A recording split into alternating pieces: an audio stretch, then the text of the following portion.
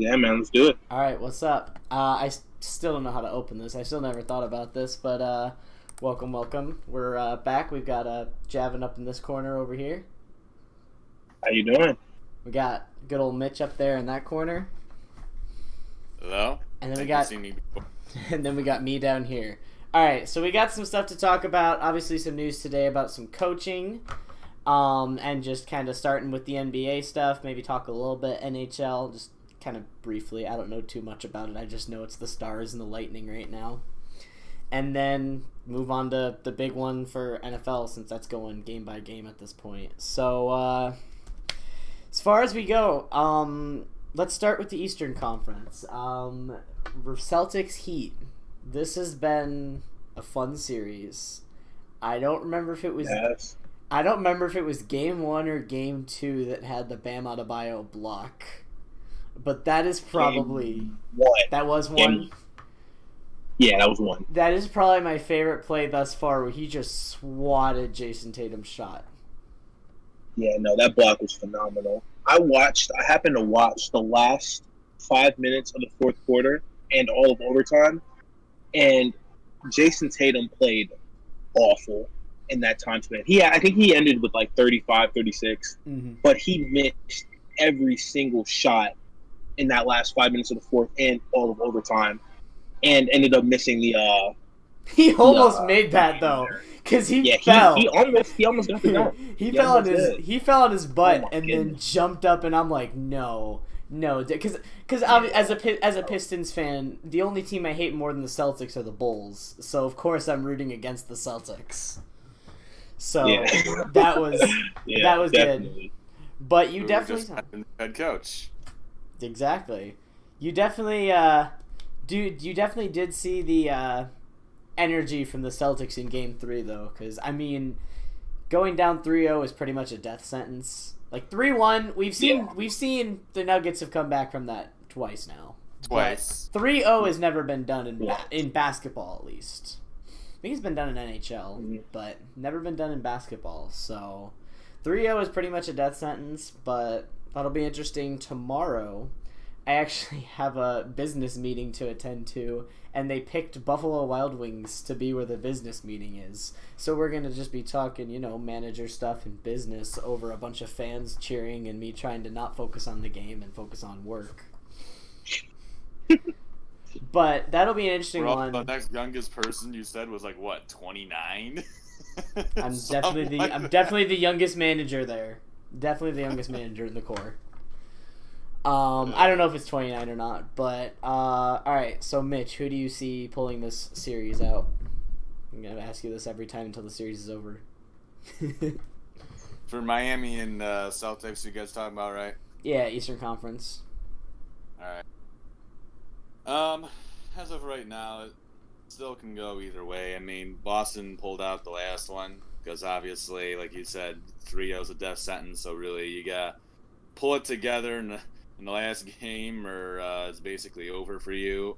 I think Boston is gonna wake up eventually. Might actually do something for once, but I think they're starting to have a hard time just stopping Miami, who's on a very, very nice roll right now, and I think Miami will pull it out in 6 or 7. Yeah, the Heat are on a very hot streak because of the Heat. Most likely 7, I'll say. Mm-hmm. Javin, what about you? I'm gonna have to go with Mitch. I'm gonna go with the Heat 6 or 7. I mean, we've seen this Heat team lose what 2 playoff games this entire run, and I mean the way they responded after the Bucks loss to get them knocked out of the playoffs. I mean that was definitely something. So I think we're gonna see the Heat come out firing, but the Celtics, they're gonna give them their best bet. But ultimately, I think Jimmy Butler and the Heat are gonna pull it out 6 or 7. I'm here with you on that. Bar fight to the end. I think the Celtics are going to wake up, but it's going to be a little too late for them. Honestly, they're both really deep teams. Both have really good players and really good up and coming players. But right now, I don't know. I just think, I mean, Kemba's really good. But honestly, I think the veteran leadership of Jimmy Butler is honestly going to push this young team past the Celtics. Obviously, he has playoff experience more so than Kemba does, because obviously he played for the stinky Charlotte Hornets for the longest time. He doesn't really have much playoff experience. So, onto the other side, the game that ripped my heart out in the Western Conference Finals with Anthony Davis drilling a game-winning three. Beautiful. Oh my goodness. It was beautiful. It was beautiful. I'll give it that. It was a good shot. It was great. Poetry. But I'm not rooting Basketball for the Lakers. Poetry. But I'm rooting against the Lakers. I'm rooting for the Lakers. I don't like the Lakers. I never have. Again, that's just from Bad Boys 80s. Never liked the Lakers. But not only that, I've always liked the Nuggets. Not like super followed them, but I've always been like, this would be a team I wouldn't mind seeing win. And now, of course, they're coming back from 3-1 twice. And I said before the playoffs started, everybody was talking about Michael Porter Jr. being the second best player on that team. I'm like, y'all are not thinking of Jamal Murray. And look what he does. He comes out, scores like 50 points a game in the first series, and helps will his team. Jokic is the best big man in the league, in my opinion. It's at least the best 5 in the league. But I honestly, I don't care who really wins this series, as long as Miami win final. I just don't want Give me the Heat for NBA champion. As long as it's not Celtics-Lakers in the finals, honestly, at least I'll have someone to root for. But Celtics and Lakers is just a disgusting finals matchup that I don't want to see again. But honestly, Javin, how do you think of how the Lakers have played so far? How they've handled them? Oh my goodness! From where we came from, the game 1 loss against Portland, in the first round, to here we are now. This Lakers team has improved tremendously on the defensive end, offensive end. I mean, just above all things, Danny Green's hitting shots. I mean, that's the biggest thing. But this Lakers team has come a long way, and I think that they're setting themselves up right now for future greatness, because now they're starting to get it figured out. They're starting to run the offense through AD, starting to let AD do his thing, LeBron do his thing, get the role players involved. And I think when they're firing on all cylinders, like we've seen in these first 2 games, I mean, this Lakers team can't be stopped. And I think the Lakers are going to take it all. That's just me. Unfortunately, I think LeBron's going to need the 4th ring, but unfortunately, I'm with you. This Lakers team has come a long way, a long way, and I think that they're full steam ahead. I don't think they're being stopped. Yeah, I was about to say the big thing with this matchup that intrigues me is the Nuggets have much better role players, I think, than the Lakers do. But the thing is that the 2 stars, Jokic and Murray, are great stars, but they're not 2 of the best players in the league. You can carry a team if you have 2 of the top 4 or 5 players in the league on your team. You can't carry a team with 2 really good players. You need 3 at that point. So I don't think they'll be able to match it. The only reason I think they got out of that Clippers series is because the Clippers didn't play with enough fire. But Lakers have fire and are a better team. Oh man, that game 7 was probably one of the worst games I've ever seen in my life in terms of what that Clippers team is capable of. I mean, that was disgusting. I stopped watching. Quarters. Paul George, Kawhi Leonard shot. Not only were they scoreless in the 4th, but they shot, I think, 10 for like 38. So that's horrible. That's unheard of. That was just a disgusting display of basketball.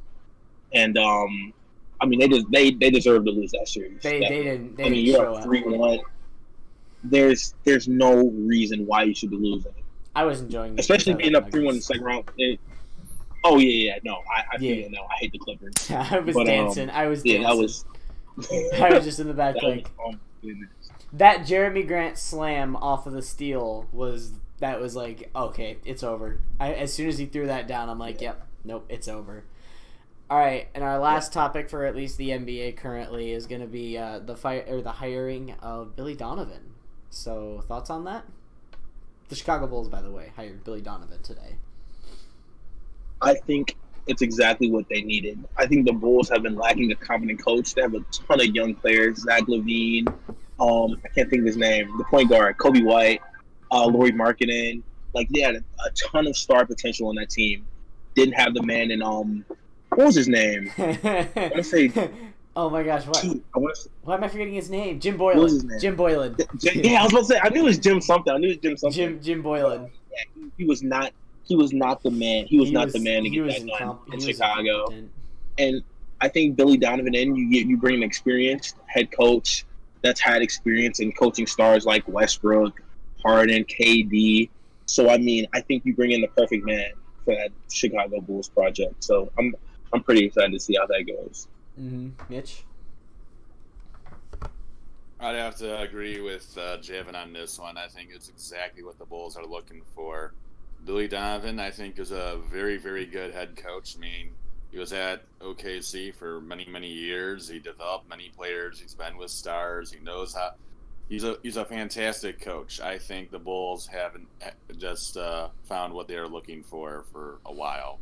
And with the young core that they have, with all these guys that have tons of potential, this is the exact person they need in their coaching staff.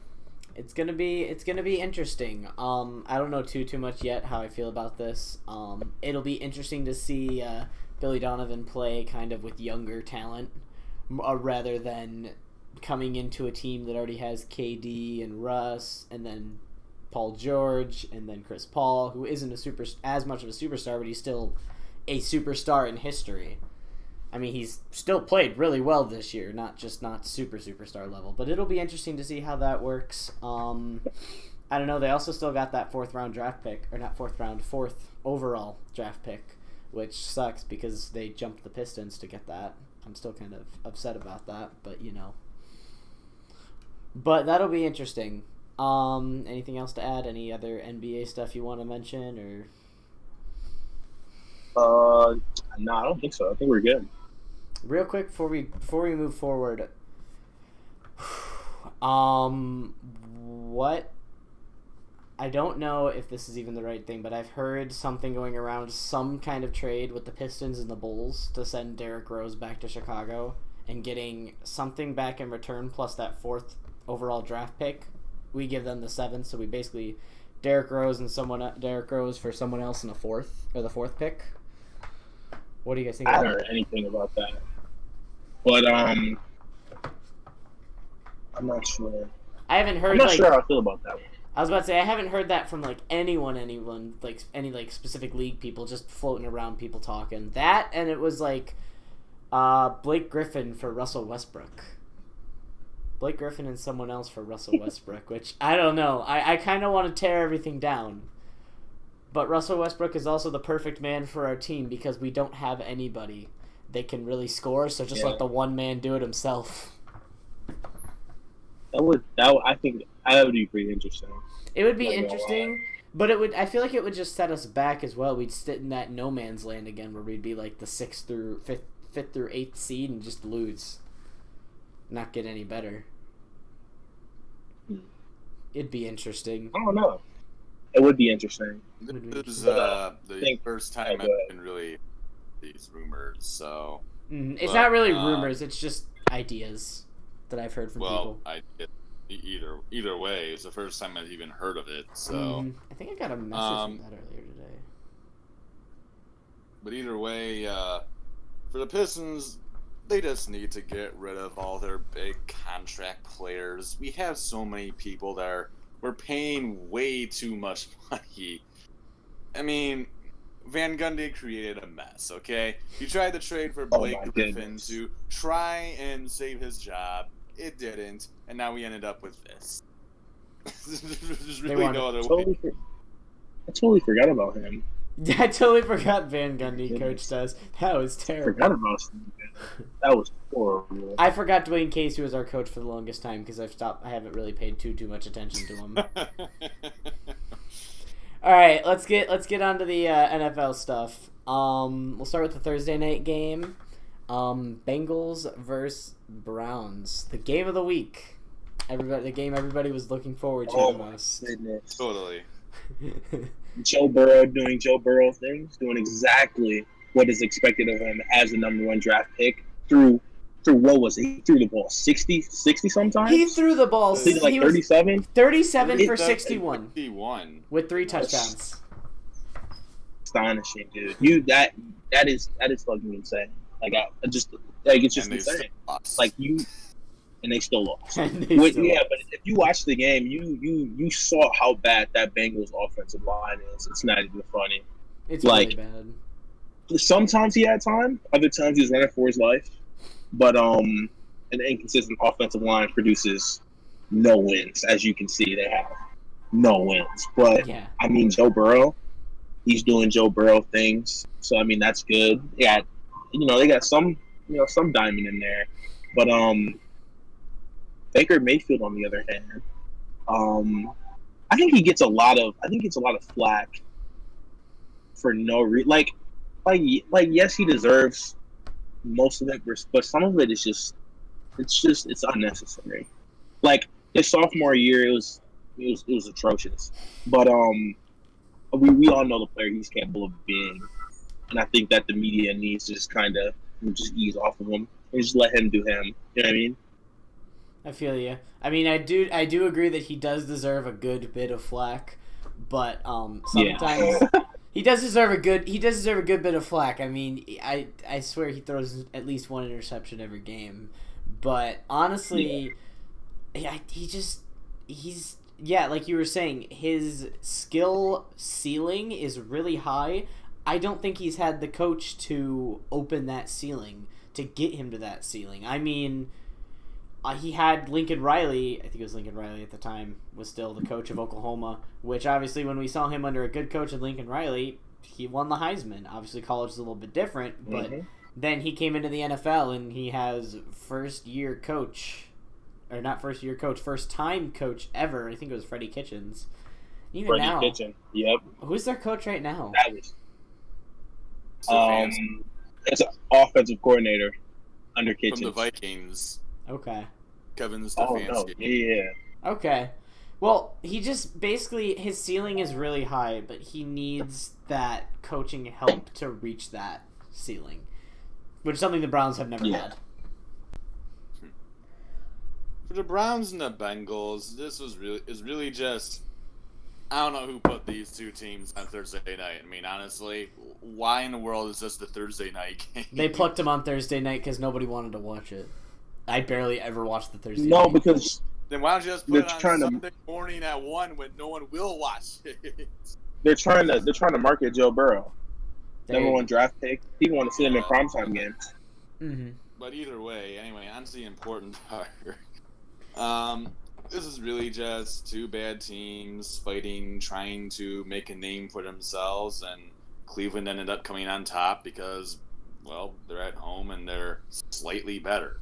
I mean, honestly, they both suck. I mean, the Browns are seriously underperforming for how they actually could be playing, and for the Bengals, they're just missing the pieces that they need to be a great team. Obviously, Joe Burrow is good, and they got nice players on the offense, but they're still lacking a couple pieces and parts that would get them to a serious level.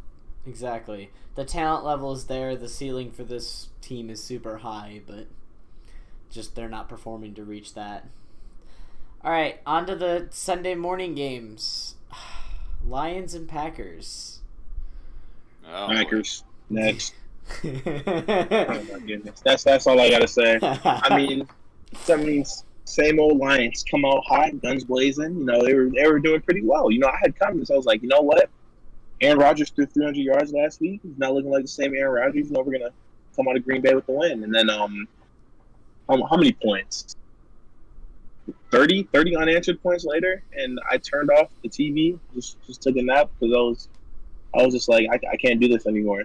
I literally told one of my friends in my dorm. I was like, I'm not watching the Lions until they fire Patricia, and I stand by that. Like, I can't deal with him anymore.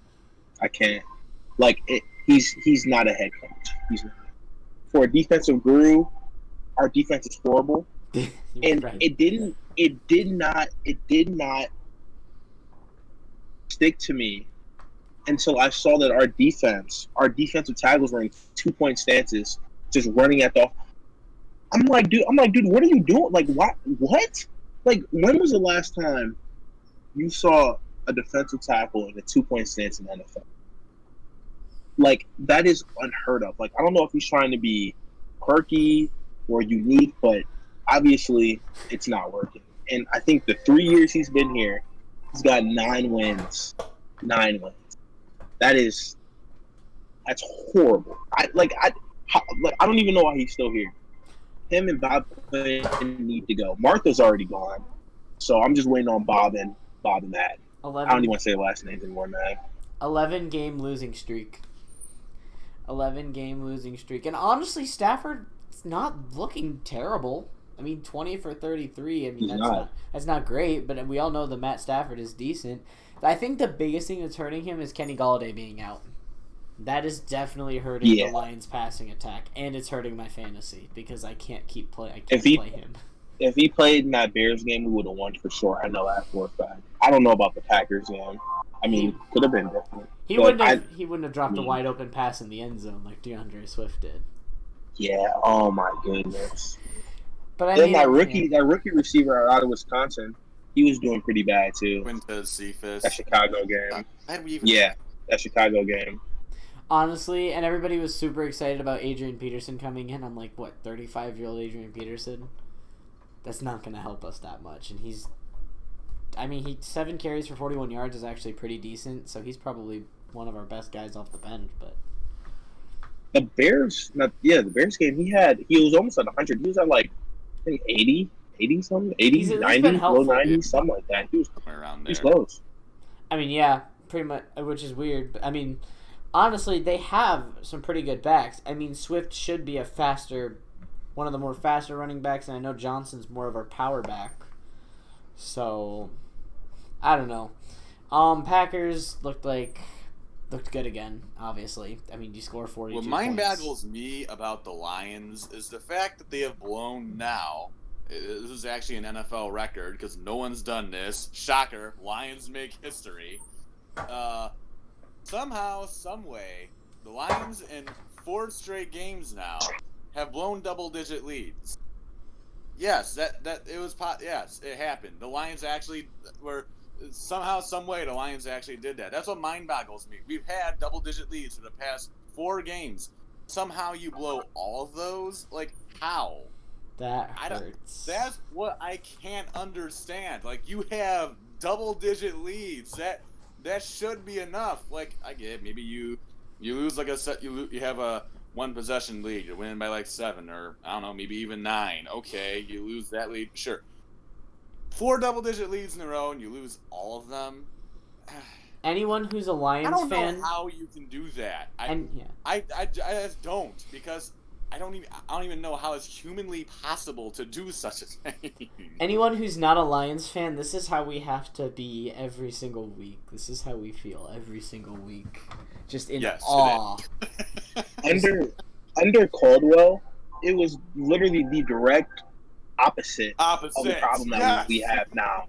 Because I think we led the league. I think we had like 8 fourth-quarter comebacks. Like, we won the game within like the last 4 minutes of the game in 8 games.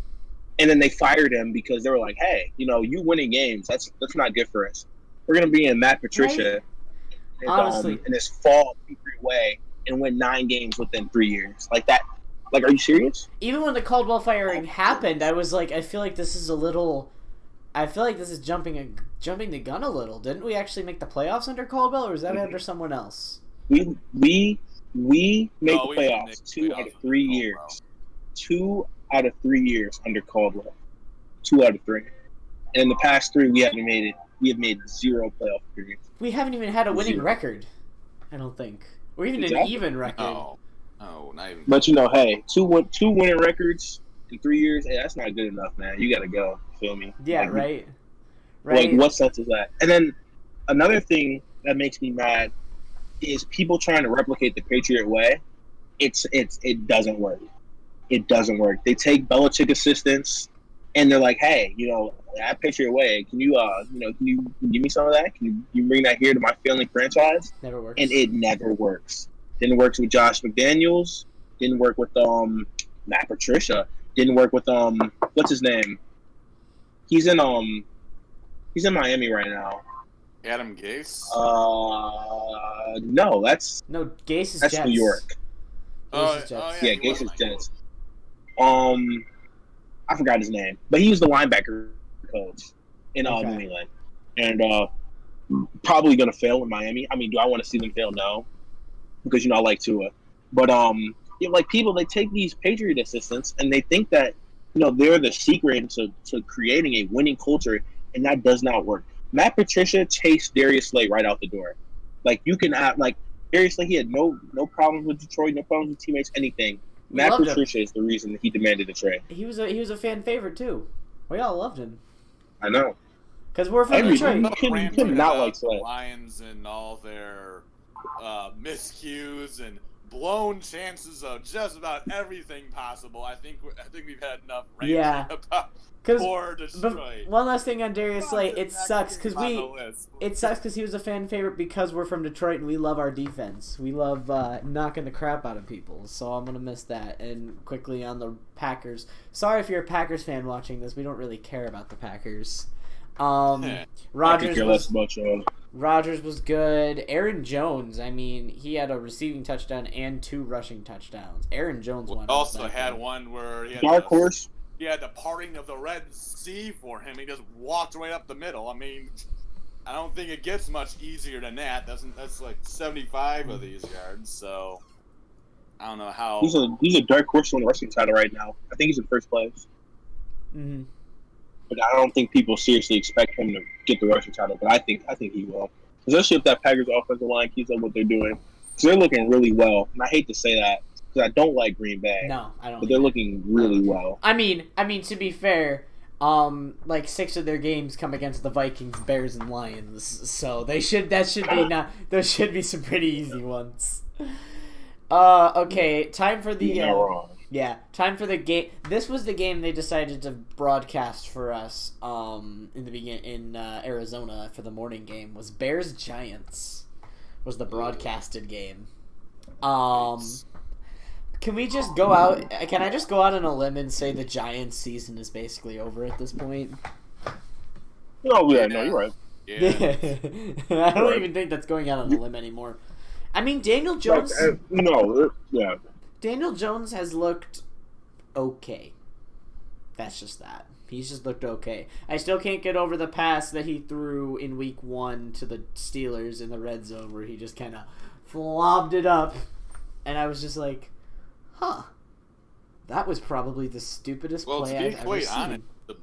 To be quite honest, the Bears almost blew that lead. They were up 17-0. I was watching the end of it. Giants almost came back. They had a chance to win, and they just made a really weird decision to waste a play and get a little closer, and then made a terrible throw into the end zone. Yeah. I mean it was poor decision-making by Joe Judge and the Giants. They could have actually maybe won the game, but they did not. I don't know what they were doing at the end of that game. It was not pretty, but yeah, Giants are in serious trouble without Saquon Barkley. That does lead me to, however, they just signed Devonta Freeman to a 1-year, $3 million deal. I don't know how they'll play out, but certainly better than I think Deion Lewis or Wayne Gallman. I mean, those two are not great options. At least Freeman has a history of playing well. I don't know how it'll turn out. He is no Saquon Barkley by any means, but he's certainly somebody I think the Giants can at least get something out of this year, since they're all-star players. I would feel slightly threatened if it was 2016 and they signed Devonta Freeman, but I mean he was released from the Falcons for a reason. Like his injury history, lack of production over the past 2020, 3-4 years. I remember he had a breakout. It was either his rookie or the year after his rookie year. He had a breakout season, and then ever since then, he was plagued with injuries. Like I said, lack of production. But I don't think he is the back that he once was, and I don't think he'll really do too much for that stagnant Giants offense. And without an offensive line, because the Giants do not have an offensive line, he's not going to do too much. So Quick Either question. way, I think better than Deion. Quick question. Is it an overreaction to say they might want to pull a Cardinals and draft a quarterback if they stink? Is it enough to where they can just say we're already moving on past Daniel Jones like the Cardinals did with what's his face? The guy from UCLA. Rosen? Yeah, they drafted Josh Rosen, and then they're just like, oh my goodness. And they're just like, nah, you're not good enough. We're gonna get Kyler Murray, and that was a really good decision because Kyler Murray's is balling this year. He's balling. But is it good enough for is it a good idea? I don't think that they're in the position to do that because that team is lacking so many things in so many areas that drafting a quarterback without having an offensive line or any weapons to go with said quarterback would literally do nothing for them. And so I think that they need to improve their team overall before they can do that. But I think that decision on drafting a quarterback relies on how well Daniel Jones does this year. Because I like Daniel Jones. I mean, I think he's okay. Mm-hmm. But if he has a bad year, then I think that they're going to look into drafting the quarterback. Because I mean, if you ask Giants fans, they feel like they shouldn't have drafted him at all. So we'll see. And I mean, right now, like I said, at the end of the year, it looks like Trevor Lawrence and Justin Fields will be the quarterbacks. So those are two pretty good. Obviously, Trevor Lawrence is a winner. Not that Justin Fields isn't a winner, but not like a championship level sort of thing. No disrespect to Justin Fields, even though I don't like your team. Honestly, I think for the Giants, moving on this early from Daniel Jones is a huge mistake. I'm not a big fan of Daniel Jones. I never was. When the Giants drafted Daniel Jones, I thought it was a horrible pick, but he obviously has not lived up to number 6 overall standards, but he has been better than what most people have been expecting. Mm-hmm. He is no all-star by any means, but he's at least been okay, at least. I think he could still use some developing. He's kind of in the same position as Baker Mayfield.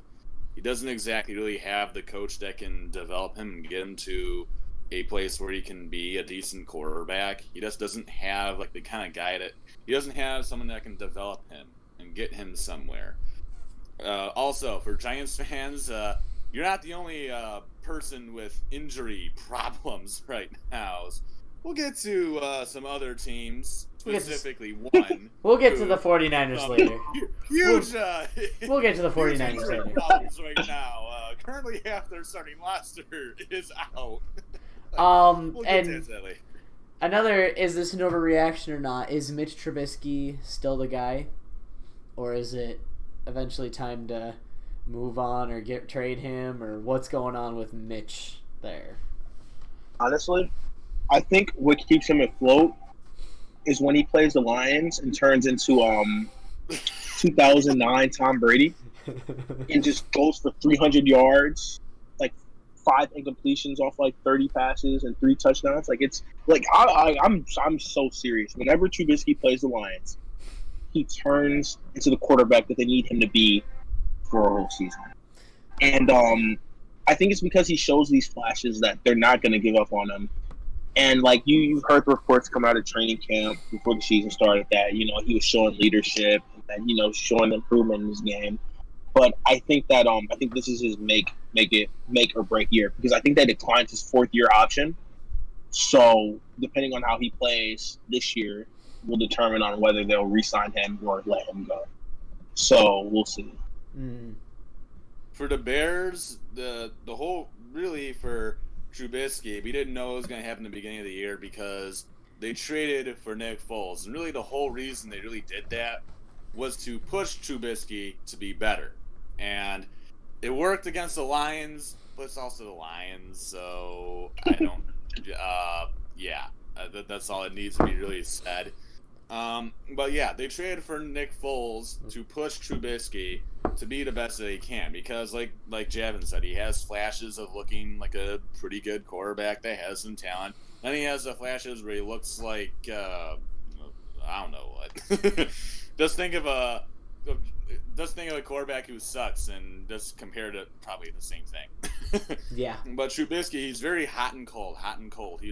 He'll have one week where he looks like a all-star, and the next week he looks like absolute trash and can't do anything. Mm-hmm. But the Bears traded for Foles to try and push Trubisky just to be consistent, to be the player that he can be, the best that he can be, and it worked against the Lions, of course, and against the Bears, not the Bears, the Giants. He was okay. All right. Yeah, that's really all I got. Yeah. All right, moving on to the next game. At least we know the Lions aren't the only ones that blow big leads. Falcons blew an insanely huge lead to the Cowboys, embarrassingly. I remember looking at this score because I was working at the time. I remember looking at the score. I'm like, wow, the Cowboys really stink this year. That's funny. And then I look back later and I'm like, did they just win? With like an onside kick and then a field goal.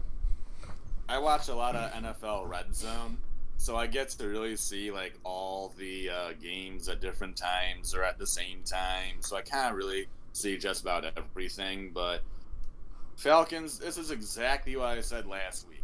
They have a phenomenal offense with phenomenal players. Minus a drop in the end zone by Julio Jones. Phenomenal players, phenomenal talent on the offensive side. Switch it over to the defensive side, it's not pretty. It's exactly what I said last year. Last week. They're the poor man's version of the Kansas City Chiefs. They have a beautiful offense and a absolutely horrible defense. There is no defensive presence, and that's why they lose games. They just don't have anyone, like anything, on the defensive end that can actually do something. And they can't have their offense literally. This is not the Big 12. You can't just score 70, 60 points and expect to win. That's not going to happen in the NFL. This is not the Big 12. That doesn't work here. Well, honestly, if you hit 60 points in the NFL, you're probably going to win. Probably. Though I will say Dak Prescott did go off yesterday. I mean, 34 for 47, 450 yards and 4 total touchdowns. That's a pretty good stat line. Yeah, I think I'm finally ready to admit that he's an actual NFL quarterback. I think I'm ready. Mm-hmm. He was playing well. I mean, there's not really too much else that I can say about that game. I mean, Prescott brought him back into it. 3 rushing touchdowns for that guy, too. 3 rushing, 1 passing. And then, obviously, Ezekiel Elliott took 1 in, so it's pretty good team. Next game on the docket is going to be Jaguars-Titans. Honestly, still have decently high hopes for the Jaguars. They didn't win, but they made a comeback and made it a game. For both of these teams, they both had somebody who really showed up and really looked very, very good.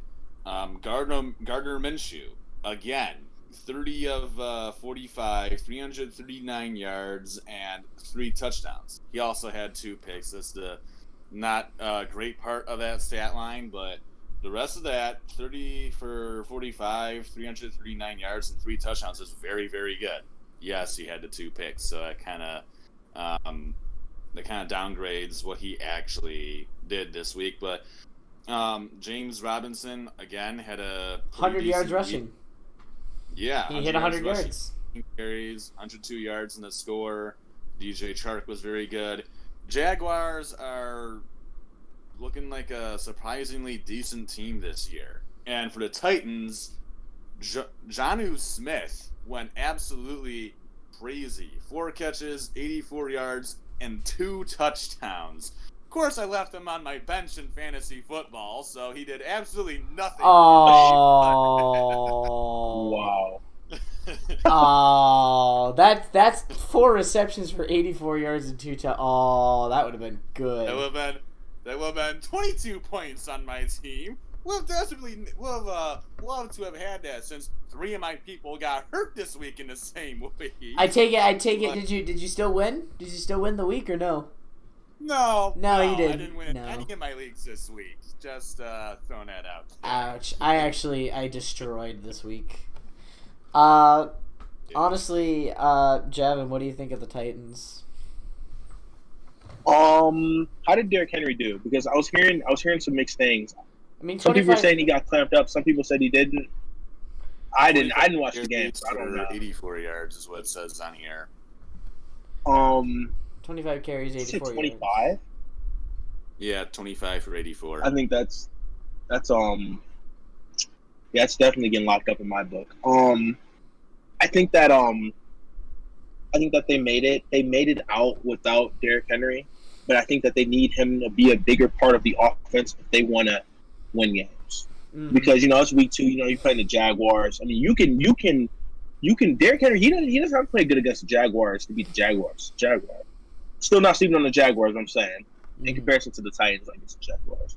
Yeah. But as they get deeper into the season, as they play better opponents, they need him to be a bigger part of the offense if they want to win games. Mm-hmm. I think that they need Derrick Henry. Yeah, I mean, Ryan Tannehill is a good quarterback, but if they really want to be someone who can make another deep, surprising run like last year, they need Derrick Henry to be playoff Derrick Henry again and just body through everybody. I mean, that's going to be their big thing. Like I said, Ryan Tannehill's a good quarterback. I mean, 18 for 24, 239 yards, and 4 touchdowns is absurd. That was actually a really good week for Ryan Tannehill, but he's not going to be putting up those numbers every week. So you got to make sure at least one of your 2 guys is doing something that week.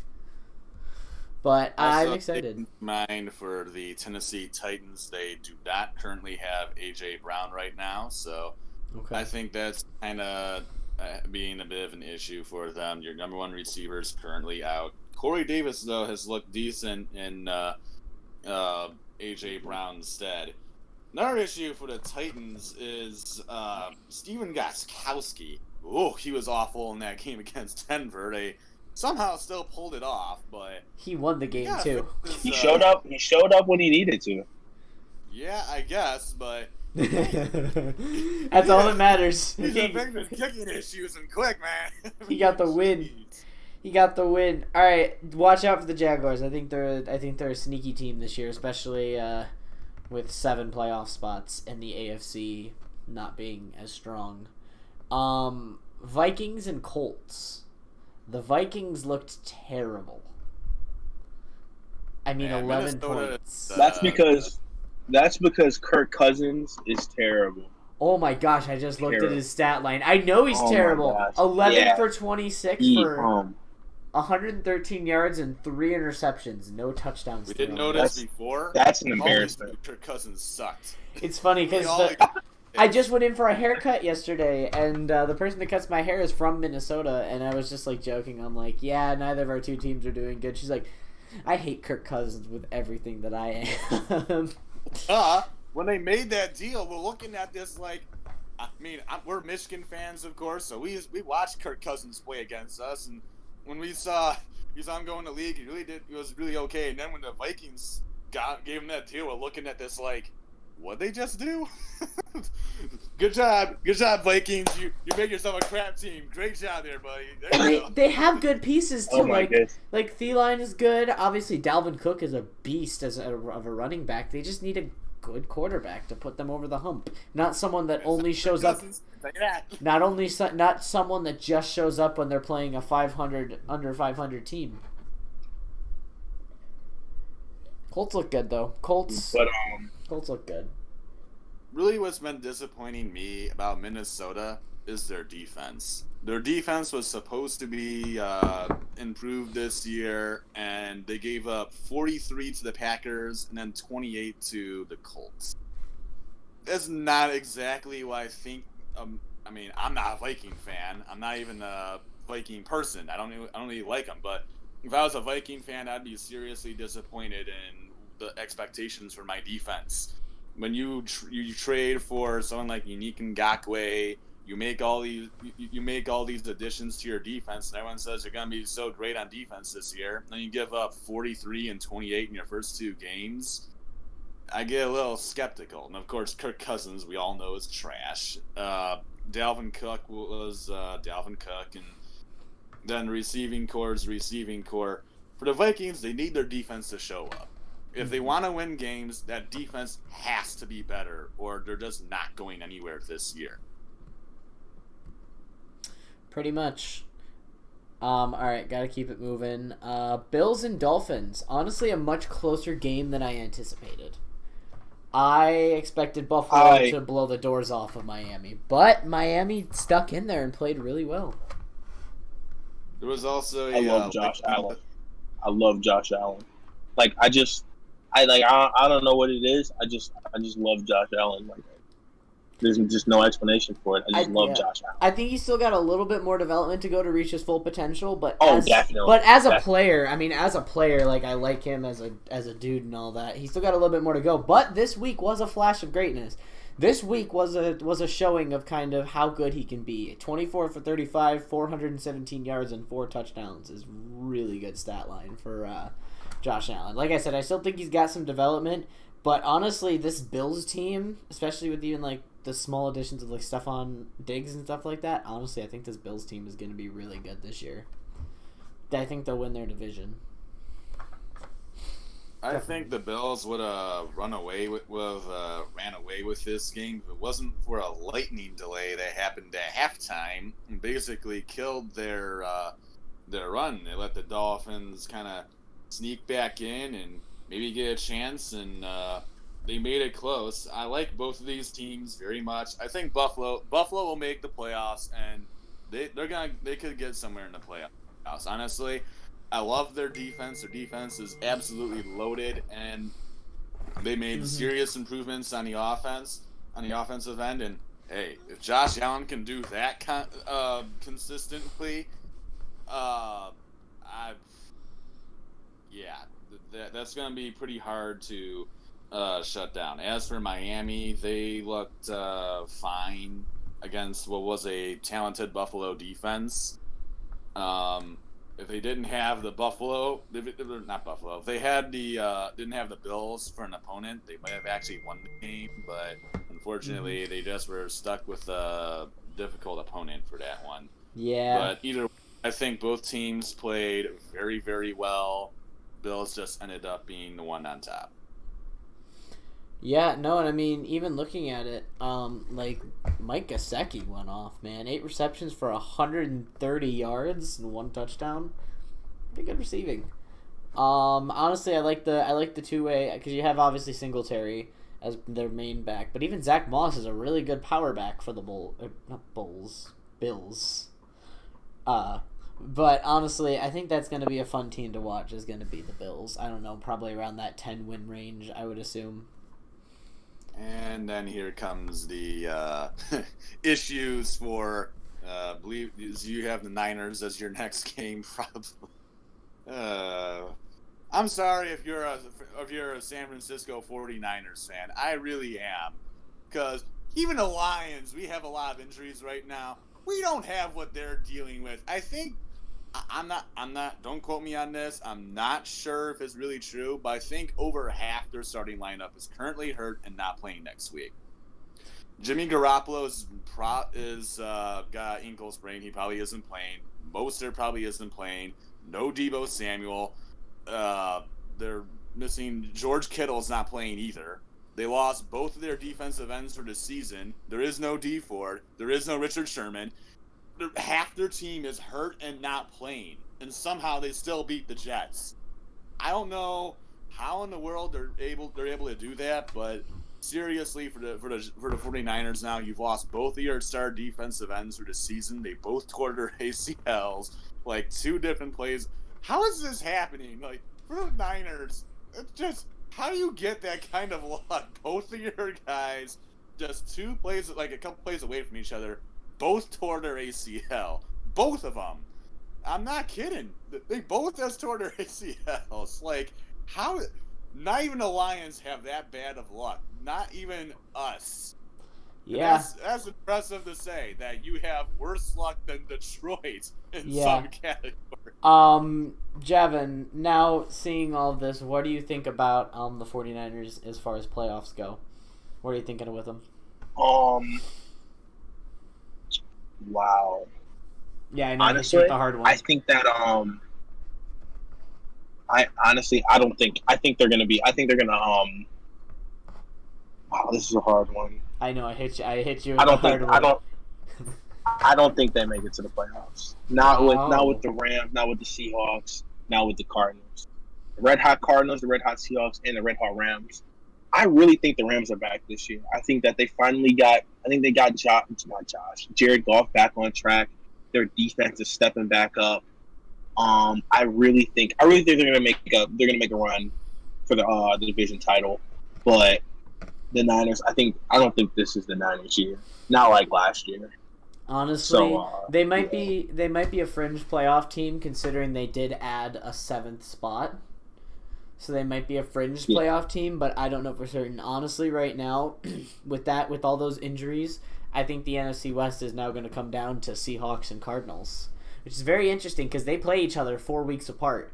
They play in Arizona, have 2 games in between, and then play in Seattle. So that's going to be very, very interesting having them pretty much play really close together. But I think that's what that division is going to come down to. I still think the 49ers are a decent team, but with half of their guys out, it's hard to say what they're going to fully be. And then the Jets, again, with the quarterback, I don't know what to say with Sam Darnold. I don't know. He's just vastly underperformed. Another thing for the Jets is they're missing their biggest running back, Le'Veon Bell. He's not playing, and they're stuck 38, 39, maybe. Is he that old? He might be a little more older than that. But really? They're stuck 37. with 38, 39-year-old Frank Gore as their starting running back. And also, they didn't have their number 1 receiver in Jamison Crowder. And then Rashad Perryman also got hurt in that game.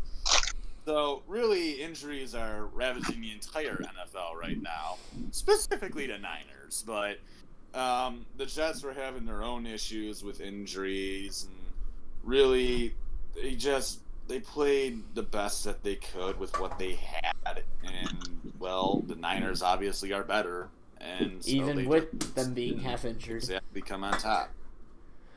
All right, yeah. So, sorry to all y'all 49ers fans. I have a 49ers fan that lives across the street from me, and he was devastated. But, all right, I want to talk about this one, but I want to hear Javin's thoughts on this one because he's very high on the Rams, apparently. The Rams honestly kicked the Eagles' butts. What do you think about that? I'm glad you brought that up because sorry, food. But I think, honestly, the end is near for Carson Wentz because he does not look like the Carson Wentz that was the MVP candidate a couple years ago before he went down with that knee injury, and Nick Foles won the Super Bowl for him. But ever since that year in particular, Carson Wentz has not been the Carson Wentz that we know him to be, and that it's bad when you have no fans in the stadium and the automated fan system is booing you at your own field. Wait, are you serious? I'm dead serious. Like it, all his major passing numbers, career lows. Like it's not looking good for Carson Wentz. I've even heard things of I've heard rumors of Jalen Hurts potentially starting next week. It's that bad. But and my poor man up here, yeah. My poor man up here has got Carson Wentz in fantasy in our league. My poor man, Mitch. Oh man, he's been trying to dump Carson Wentz though forever. He just can't get him off. He can't get him off his team. What I mainly want to hear is Jeb. That's true. They're trying to get, and they might start Jalen Hurts over Carson Wentz. I'm stuck with Daniel Jones for a starting quarterback. Please pray that my team survives. Yikes! Now, Javin, I'm not in a good situation if that's the case. No. But, I think I'm looking at the Rams. I did not think that they were going to be much of anything this year. Honestly, I expected the Cowboys to blow them out in Sunday night, and then they did that, and I was like, wow, okay, maybe they do have some life. And then I saw them against the Eagles, and they blew them off the field. I'm like, okay, maybe they actually do have some talent left. The Rams are going way above my expectations. Jared Goff, like Javin said, is looking much, much better.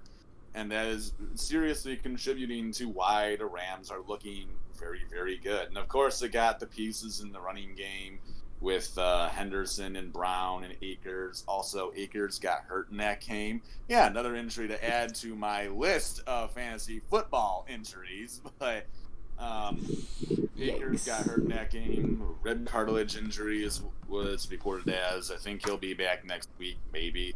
Anyways, Rams look very, very good in Philly. As for the Eagles, I don't know what has happened to Carson Wentz. He just looks terrible. He can't get the ball. I think he's just had too many injuries, man.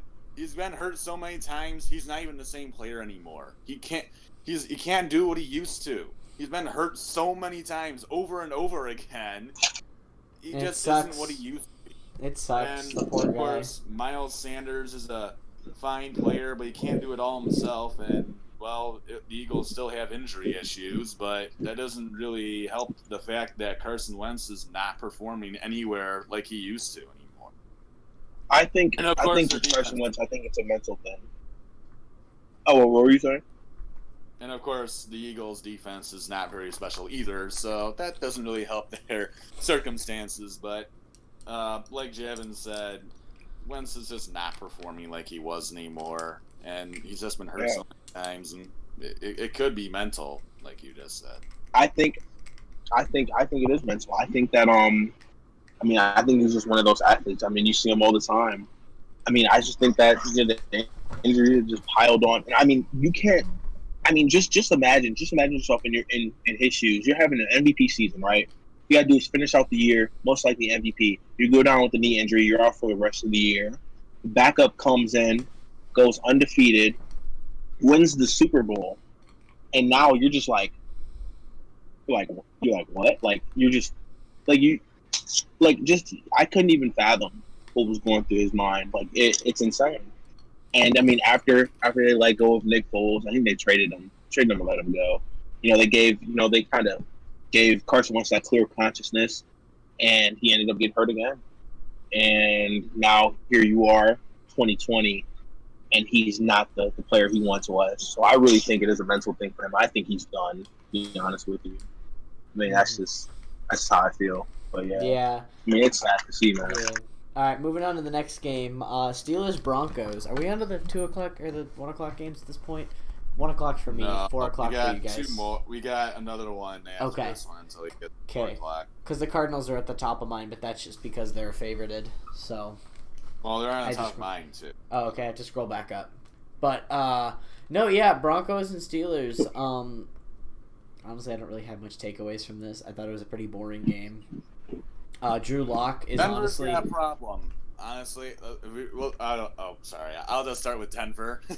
Drew Lock is not looking. Drew Lock being injured is a bad thing. Drew Lock is hurt, and Cortland Sutton tore his ACL. He's out for the season. So if you're a fantasy owner of Cortland Sutton, I'm sorry, but you've lost yet another person for the rest of the year. So if you have Barkley and Sutton on the same team, you're in trouble. Anyway, for Denver, they're now down to Jeff Driscoll.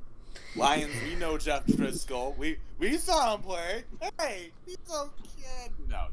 Unfortunately. But Cortland Sutton's done for the year. We don't know much about not Jeff Driscoll. Drew Lock. We don't know when he'll return. I think he's out for like multiple weeks, is what it said. They said they feel like he'd be back before week 8. That's not too bad. Yeah, terrible. Well, either way, I just saw this recently. I think it happened like a couple hours ago, but Denver is signing, I believe, they're signing Blake Bortles to... they did. So, I don't know if they're going to start Blake Let's Bortles. go, Blake Bortles! Bortles or Driscoll, who's it gonna be? But for Denver now, your number one receiver is now Jerry Jeudy, which is I think this is the push that Jerry Jeudy needs. This is now the time to unleash their rookie receiver. I mean, Cortland Sutton was kind of in that position where he was the number one guy by a clear margin and was given Jeudy some competition. But now with Sutton done for the year, it's all down to Jerry Jeudy and KJ Hamler. I love both of these receivers. I think they're both very, very good. I'm very curious how these two are going to play the rest of the year and handle the load for Denver. I think the Denver defense is... I like Denver, all right? The Denver team, I think, has some pieces and parts. They just need to put it together, and they can maybe make something out of it. They still got Melvin Gordon. If that'll be possible. You still got Melvin Gordon, so that's still good. Yeah, another thing about the Denver running game, no Philip Lindsay. I believe he got hurt in that game as well. Yeah, I saw that. Lindsay got hurt too. Literally, Yeah, week so 2 was just terrible. Week 2 was the 2020. Week 2 was the 2020 of weeks. So the Broncos are now down to Gordon and Royce Freeman. As for Pittsburgh, against the Giants, of course, they looked great, but now here they are against a much, much better team, and they still looked fine yet again. They kind of let Denver come back a little late in the game, and honestly, they had a chance, but I think the Steelers have a very, very... They have the best defense in the league, which really helps them out. And with their offense actually healthy for once, they're looking like a team that can really get somewhere. They also are in the same division as... I gotta stop screwing up here, but they're in the same division as the Ravens. So I don't think they're going to be beating Baltimore anytime soon, but Pittsburgh looks much, much better, much more healthy, and looks like a team that finally will get back to the playoffs like the Steelers fans have been waiting for. 8 to 9 win, 10 win is honestly, I think, best case scenario for this team. Might be even more. I haven't checked their schedule. They might have just a stupidly easy schedule. Next game. Last 1 o'clock game. Yep, Panthers and Bucks. Tom Brady finally getting a win, not in a New England jersey. Javin, what do you think of the Bucks team this year? I think that Gronk is in that. It might be a little too early. But I think Gronk is in that Carson Wentz club of being washed, not the player that they used to be. You got to think about it. Gronk has had, I think, 2 catches for 11 yards in 2 games. I think he's only had about 4 targets, and one of them was an interception against the Panthers. But Gronk just doesn't look like the player that he once was. He's not drawing coverage. It's the little things. Defense, they're not game planning for him. He's manageable now. Before, pre-retirement, Gronk wasn't manageable. You had to throw 2-3 defenders at him, hit him in the legs every play, cut him down the sides, make sure that that he was feeling it. Now it's put a linebacker on him, just let him run with them, because he's just not the Gronk that he once was. Mm-hmm. But that Bucks team, I think it looks good on paper. But I think that they have a long way to go before they can build a chemistry and really start doing so. Because you saw it in the Saints game week 1. They just looked bad. For all the hype that they had, they looked bad. But people forget that they need that chemistry, so they can build that team chemistry and start to win games consistently. So we'll see how the Bucks play out. It looks like they're finally starting. Yeah, it looks like they're finally starting to incorporate Leonard Fournette. He ran for 103 yards on 12 carries with 2 touchdowns. So pretty good week for him. The Panthers look to be in trouble, even more so than they already were. You're a Panthers fan or a Christian McCaffrey owner. By the way, that's me. Whoever had the first pick in any of the drafts. McCaffrey owner or a Panthers fan, I am very deeply sorry, because you you're in very serious trouble for the next few weeks. For me in fantasy, I'm in serious trouble because my new number 1 running back is now David Johnson. But that's beside the facts. Anyway. But yeah, no, that Panthers. For the Panthers, they are in trouble. They're the best player that has carried their team, that made it a game against the Raiders and was looking to maybe make a comeback against Tampa Bay, got hurt and now is out for multiple weeks with a injury that is, like it said on ESPN, notorious for lingering, which is a high ankle sprain. Those are very irritating and have lasting issues throughout the season. So not a good situation for Panthers fans or Carolina. And as Javin was saying, for Tampa Bay, they just need. It looks good on paper. They need that chemistry, though, and you got to take this into account for all the NFL teams, because these are actually the first 2 games that they're playing together. Because there was no preseason. All they had was that training camp. They never had the first 4 weeks of that preseason like they normally did to get all the chemistry together and look like a team. These are the first few times they're playing with each other.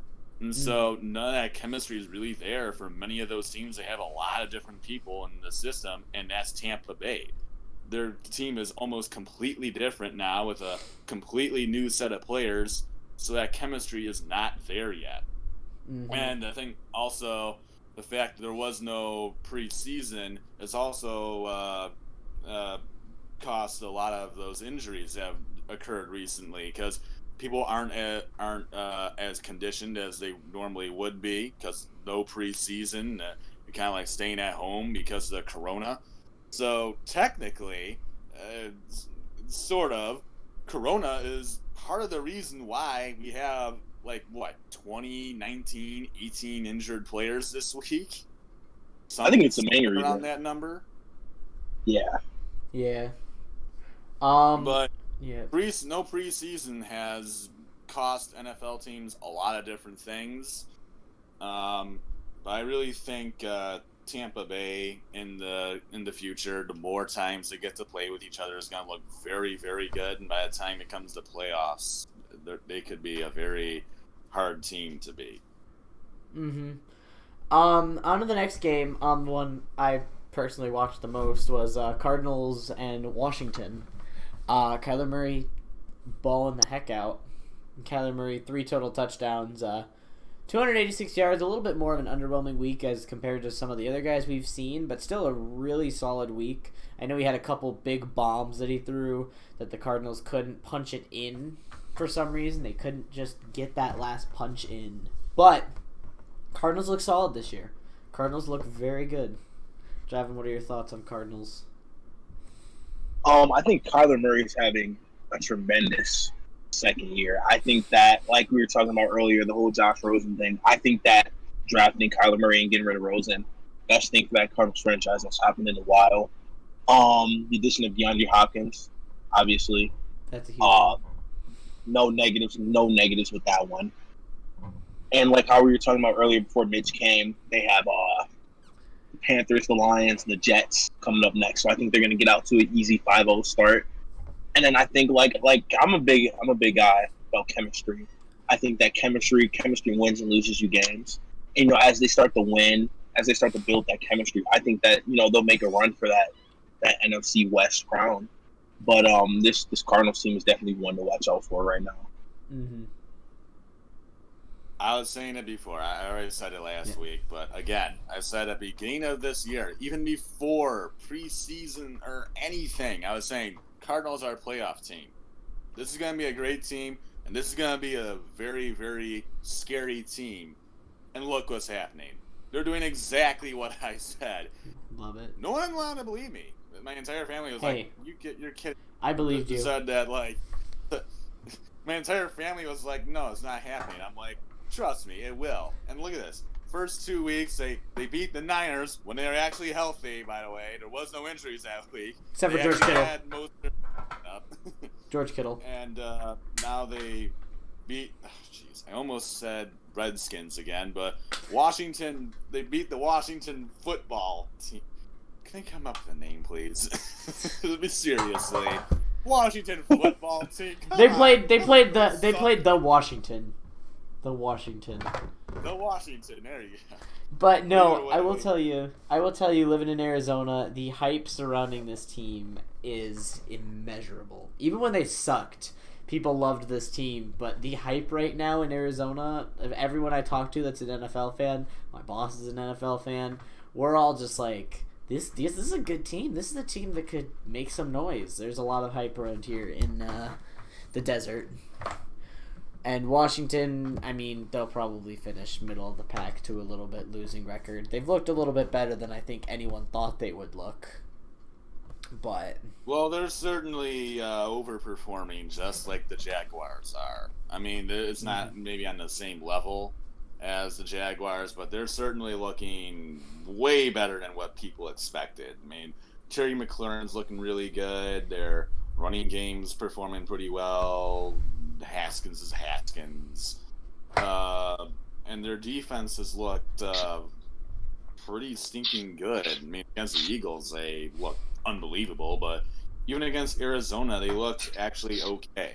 So I think Washington is performing much better than what people expected, and maybe they can do something this year better than like a 3-13 year, maybe like you said, middle of the pack, something like that. They should be okay this year. Maybe not playoff, not a playoff team by any means, but definitely okay, semi-marginally, middle of the pack, somewhere just average. Yeah. So moving on, honestly, a game that I think was closer than a lot of people thought. Chargers-Chiefs. Chiefs ended up winning 23-20. Jevin, how much impact do you think Herbert made throwing Justin Herbert into the lineup instead of Tyrod Taylor? The quarterbacks in this previous year's draft class, I mean, it's hard to not like any of them. And I was a big fan of Justin Herbert coming out of Oregon. I think that he was one of the best passers in the class. And if you read the article about his game last week, I mean, they told him literally seconds before kickoff that he was starting. Like he had no idea he was starting. But let him tell you, he told the media that he was training like he was the guy from day one, and so he was ready for the moment, and he showed that he was ready for the moment. I mean, 311 passing yards, 3 touchdowns against the reigning Super Bowl champions as a rookie. Like, I mean, that, like, to me, that is a breath of confidence or a breath of comfortability that he possesses within that San Diego organization. Not San Diego. Where are they now? LA? LA. No, they're LA. They're LA. LA? Yeah. LA. Yeah. Back with the Rams. But yeah, but oh my goodness. I mean, I think he played phenomenal. And I mean, just as a demographic for you, I was reading about it earlier. In 41 career starts, Tyrod Taylor has had one game of over 300 yards passing, and in his first game, Justin Herbert threw for 300 yards. So I mean, I think that's all you need to know. I thought the Tyrod Taylor signing was unnecessary. I think that they should have just let Herbert go out there from the start. But obviously, that's not the direction that they wanted to go in, and it's still not the direction they want to go in because they said, I think Anthony Lynn, he's the head coach, he said that Tyrod Taylor's still the man, and I'm just like, yeah, that's not a smart decision. But I think Tyrod Taylor is going to be at least good motivation for Justin Herbert. Kind of like the Nick Foles thing. It's going to be good motivation to push Justin Herbert to be his best so that he can stay out on the field and keep earning that starting job over Tyrod Taylor. And I think if they put Tyrod Taylor back in, because he was obviously taken out because he had a chest injury, if they put him back in and he still keeps stinking after Herbert's had a couple good weeks, I think Tyrod Taylor only gets one more shot. He's going to be on a thin wire if Justin Herbert keeps playing like this. And then, I mean, the Chiefs were the Chiefs, surprised they were played that close with the Chargers. Mahomes had a decent game. Clyde Edwards-Helaire was completely just locked up. 10 carries for only 38 yards. That's not good. That's not good. But that is not good. I mean, he's a rookie. So he is a rookie. he's got to pass it to the side. I mean, it is what it is. He's got to move on from the next week. They won the game, so he won't get too much flack. And honestly, I was very, very surprised by the LA Chargers and how well they played in this game, because we saw them against the Bengals and we're like, oh yeah, they suck. Now here they come at home against the Chiefs and SoFi, and probably could have won the game if they made a few more plays. And I think a big thing for the Chargers is Joshua Kelly, the rookie running back for them, is out carrying Austin Eckler, which is interesting to see. And like you said, Justin Herbert came in the game. He was told like seconds before the kickoff that Tyrod Taylor was out with a chest injury, something in pregame, something weird. But either way, he came in. I liked Justin Herbert when he went to the Chargers. I thought he would be a great quarterback. Here he goes against a Chiefs defense, which is subpar. They're okay. And then he did that. Justin Herbert is a great quarterback. People are underestimating him. I really like him, and this is what happened. He made it very close with the Kansas City Chiefs, and the Chargers played him close. Also, the Chargers defense was very, very good in this game. They looked impressive. They still lost, of course, but the fact that they were able to hold the Chiefs to 23 is unheard of. Mm-hmm. Moving on, because we are running out of time here. The next game on the docket, only 3 more games left. The next game on the docket is Ravens-Texans. I don't really got too much to say about this, besides I'm sorry, Texans fan, that you had to open with the Chiefs and the Ravens in back-to-back week 1 and week 2. That is like the worst 2 teams to start football against. But I don't really got much to say. The Ravens looked good, as we thought. They're going to have a chip on their shoulder after losing to the Titans last year, and the Texans look okay.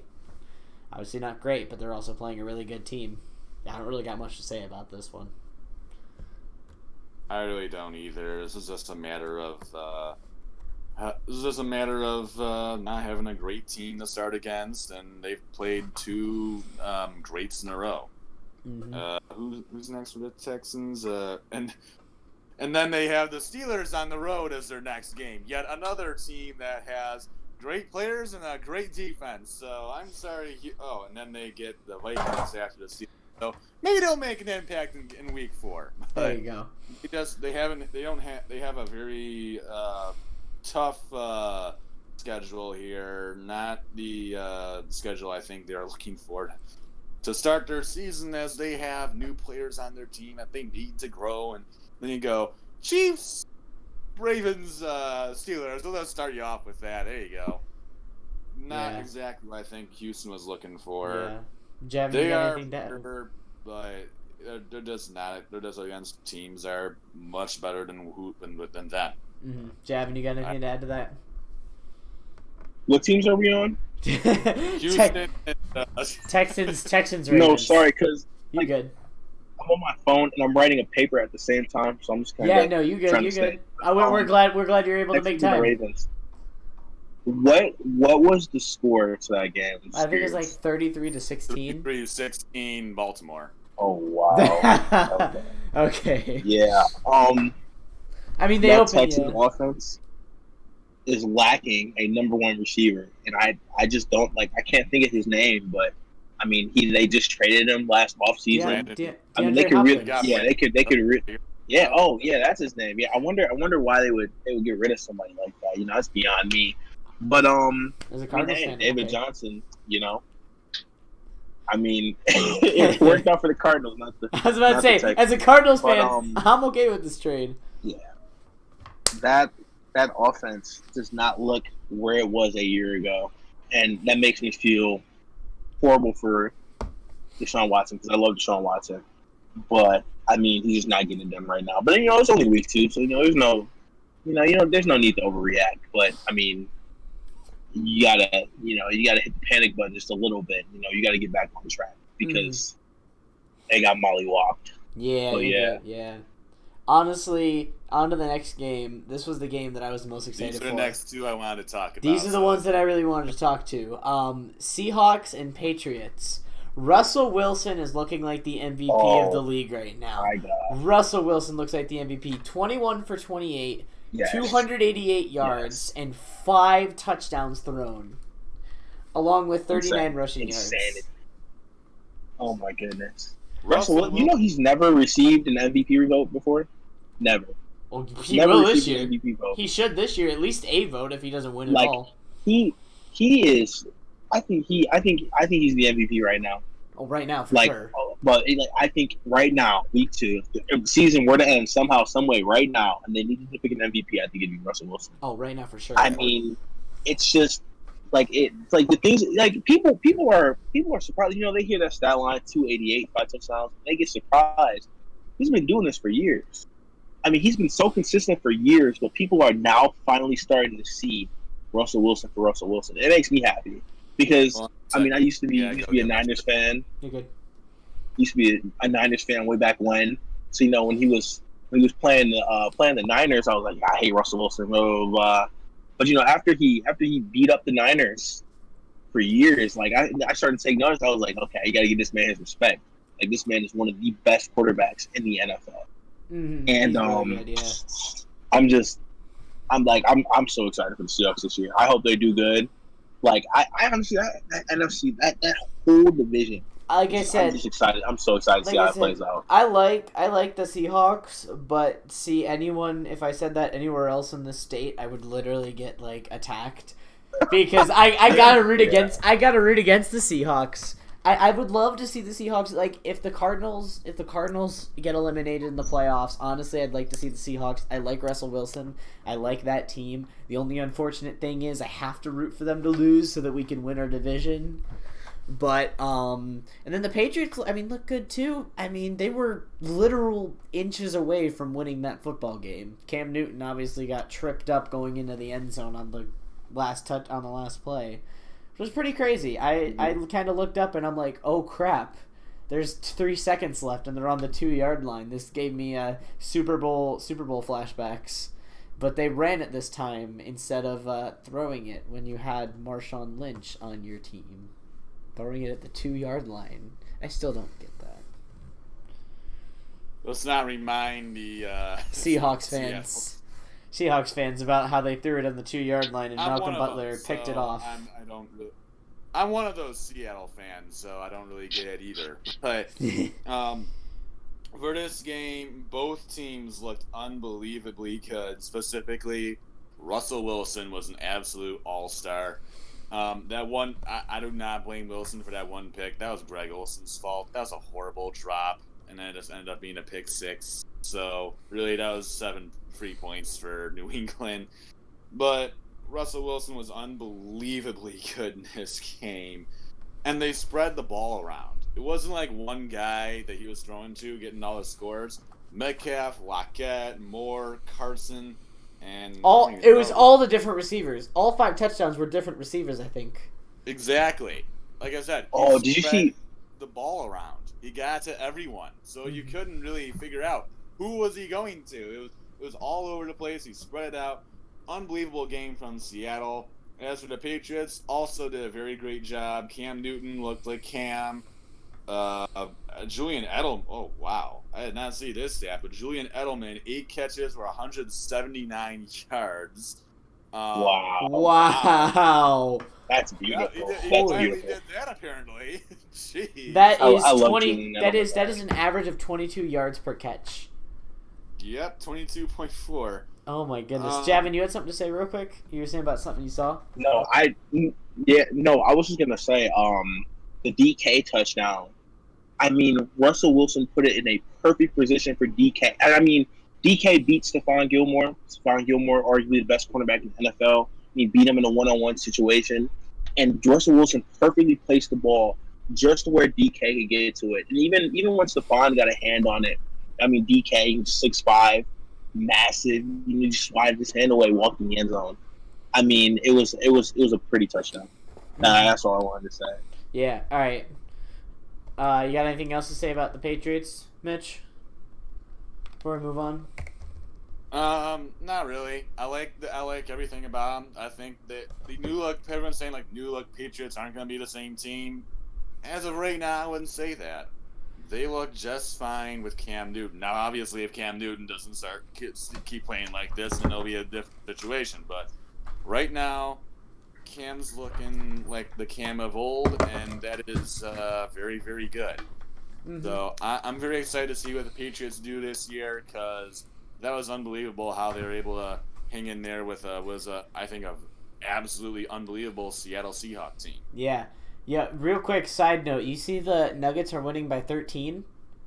Nuggets are winning by 13 right now. But I've been watching the entire thing. I just turned it Lakers on. score.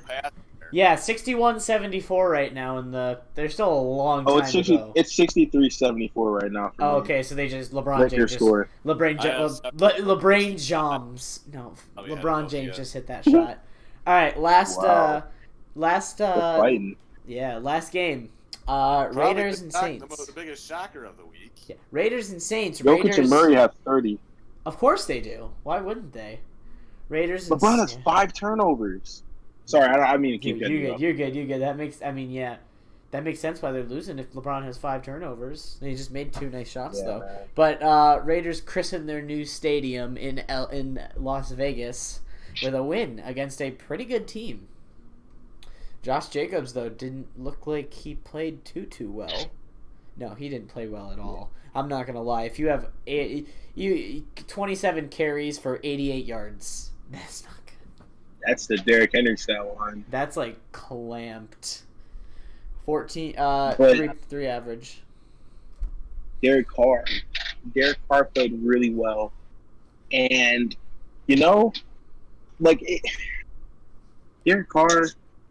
That one year, that MVP. There's something about quarterbacks having an MVP season and getting injured. I mean, it's just a reoccurring theme.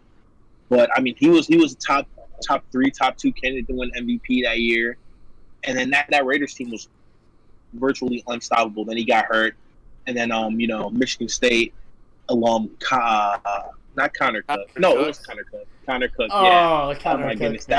that was probably That one was of my favorite that playoff was the games of original all backup. time. He He was got the in third there, string. played awful.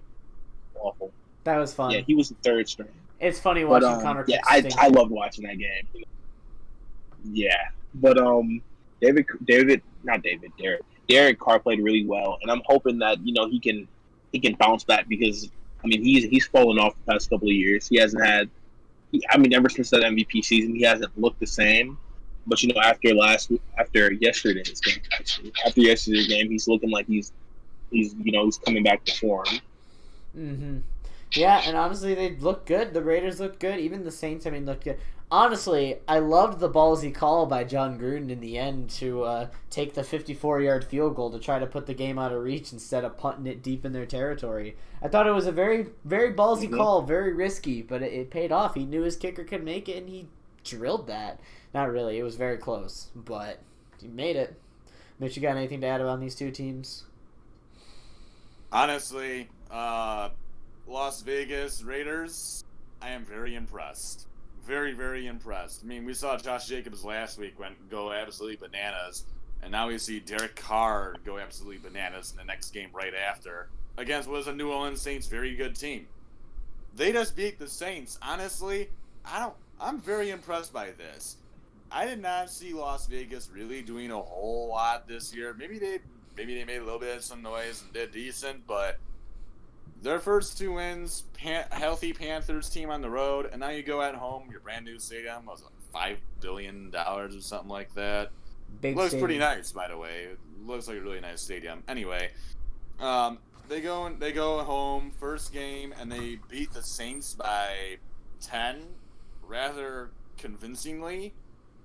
That's very, very impressive. Darren Waller. I don't know if you saw the stat line for Darren Waller, but he did very, very well for the Raiders. I looked at it earlier. I can't remember what. 12 catches, 103 yards, and a touchdown. He did a lot for Las Vegas. And then adding to that, you have Nelson Aguilar, Hunter Renfrow, and Henry Ruggs as your receivers, who are all young and have done some things and are very, very talented players. The Raiders are another team that with some chemistry getting going, this is a very scary team. Their defense is not special, but this is an offense that looks very, very lethal. Yeah. Well, that was it. Before we go, I just want to say one thing that I just love. I still need to cop this jersey for myself, but I absolutely love the Nuggets city jerseys. They're the ones they're wearing for this game. They're black jerseys with the old style rainbow mountains with the city. I love that jersey. They are pretty solid. I'm not even gonna lie. Like even before the playoffs started, I was looking into a Jamal Murray one, and honestly, I still might get one of those if they're not too crazy expensive. But yeah. Anyway, that was another week of this podcast. Thank you guys for coming on, and we will see y'all next week. Peace out. Comment down below if you want us to do some more. If you want us to do some NHL or some MLB. We'll be like sitting ducks. Like I don't know what to talk about. Yeah, right. Yay the Stars. Decently educated in MLB. Not even gonna lie. I actually do know what I'm talking Totally about. forgot the NHL was going on right now. Yeah. Totally forgot. Like they're literally in the Stanley Cup Finals right now. Same. Like I totally forgot. Not paying attention. All right, see you guys later.